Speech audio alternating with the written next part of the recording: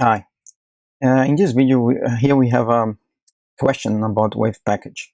So it's a wave question, and it says that you consider that it is a wave packet defined by this function, which is yx of t, given by this integral with a of k given by 0 when, well, it's 1 for k minus k0 less than k1, so the modulus, or it's 0 otherwise. And then it's so here I already wrote the support of a of k. The support of that function it's only k0 minus k1 and k0 plus k1. So apart from that region, the function is 0, so that integral is 0, so it doesn't matter. So here we have the yx of t as the integral. Instead of minus infinity to infinity, we already changed it from k0 minus k1 and k0 plus k1, where a of k is not 0. So that's where we have something to evaluate or to calculate.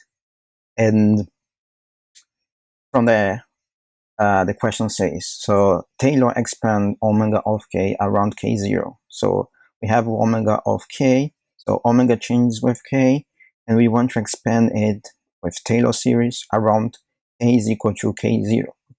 K is equal to k0 there, yes. And so keep just the first two terms, so not all orders because it's an infinite series, and show that the function, which is the function y, can be written as like sine over f times that exponential there written here. And the question asks, what is f of xt? So basically to find the f of xt. And so after already fixing the limits of integration, because that integration from minus infinity to plus infinity is not going to give too much, because of the support of k. The next step is, of course, to Taylor expand this function, a of k. So for Taylor expand this part, basically you have the first term evaluated at k0, and then the first derivative times the difference from k minus y1 to expand around k0 plus second orders and so forth and so on. But we just keep the following terms. So omega of k is omega of k0 plus the derivative of omega evaluated at k0 times k minus k0. So there's approximate. So the other terms we just throw away. Now we denote the omega of k0 to be called omega 0. Just be careful with that notation because it's a constant. Basically, we are taking omega, which is a function of k, and we are evaluating at a specific point, namely k is equal to k0. So omega at k0 is omega 0, right? Once we do that, so the next step is we go back to our exponential, and then we open it as we saw here. It was kx minus omega times t. But omega, how is omega? Omega of k is omega 0 plus omega prime times k minus k0. So just put it in the integral, nothing else. Just substituting what's omega of k. Then we have this part of the expression, right? And then the best thing to do here is to change variables, change of variable, because there is this nasty k minus k0 that's could be complicated, but of course you can still keep it. But the best thing is to just change it from k minus k0 to k bar, for example, as here. And just simple algebra here, we just rearrange the terms. So ax minus omega 0 t minus omega 0 prime k minus k0 t. This can be, as you can see here, this can be written just sum k0 and subtract it.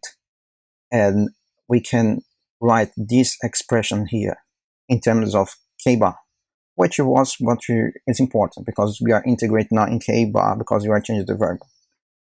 And this other part here, without k bar is just k0 and omega 0, so therefore this is a constant and can be moved outside the integral.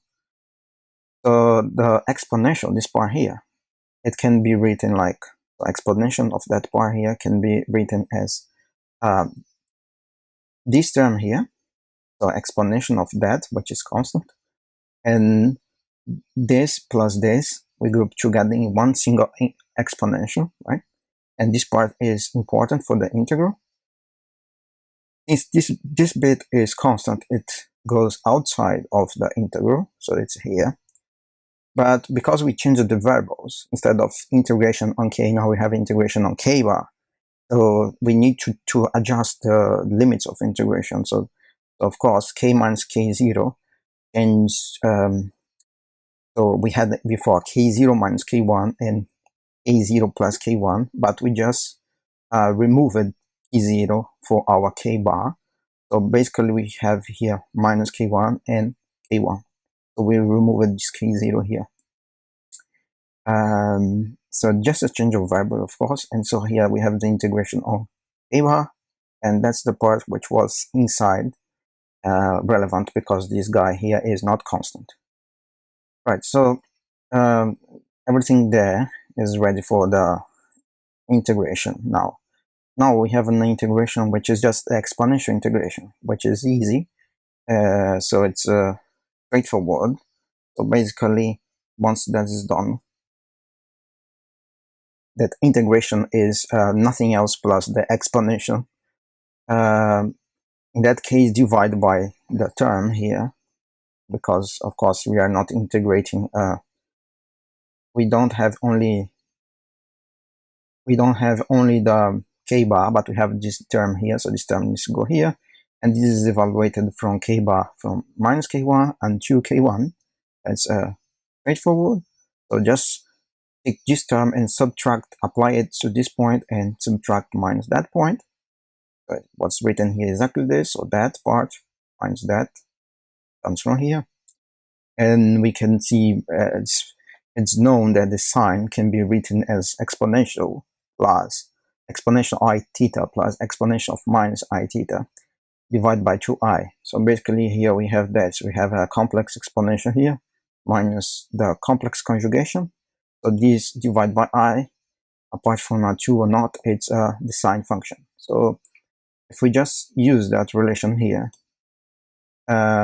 we employ this relation inside our previous expression, and then we get that thing here, which is basically the result.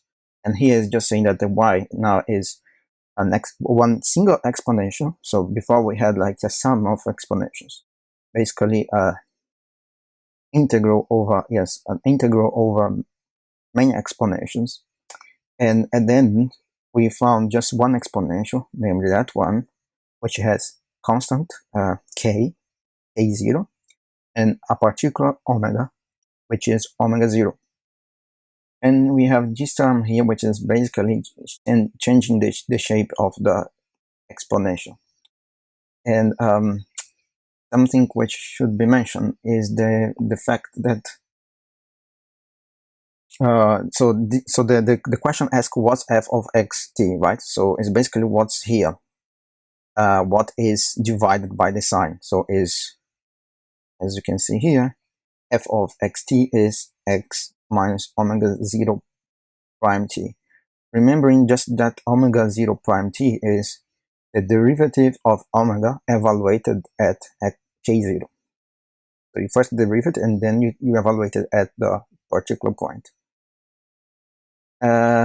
Just an observation is that the group velocity is different from the phase velocity in general.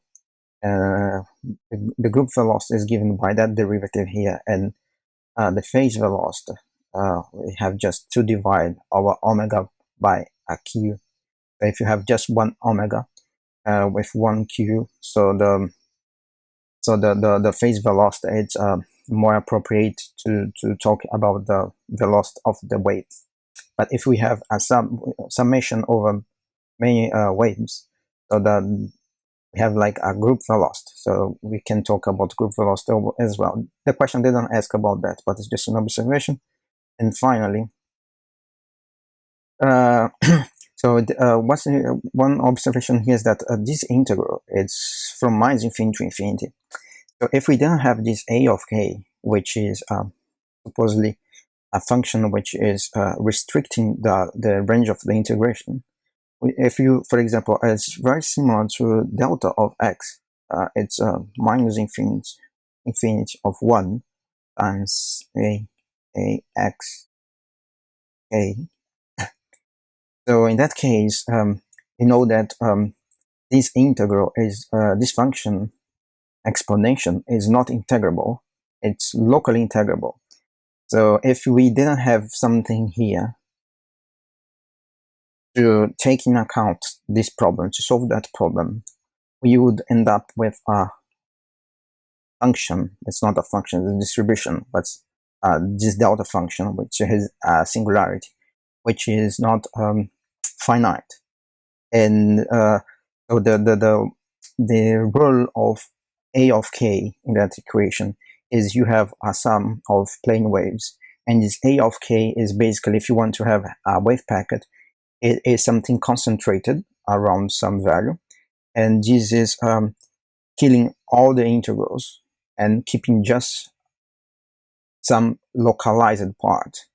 So that integral, with that in mind, we can have a finite result, and that gives us the result, which is nothing like a delta function, which would be if this a of k was just 1 for all the values. But as we can see there, a of k is just 1 just for an interval, but not for the entire real line, which would be a problem, of course. So that's it.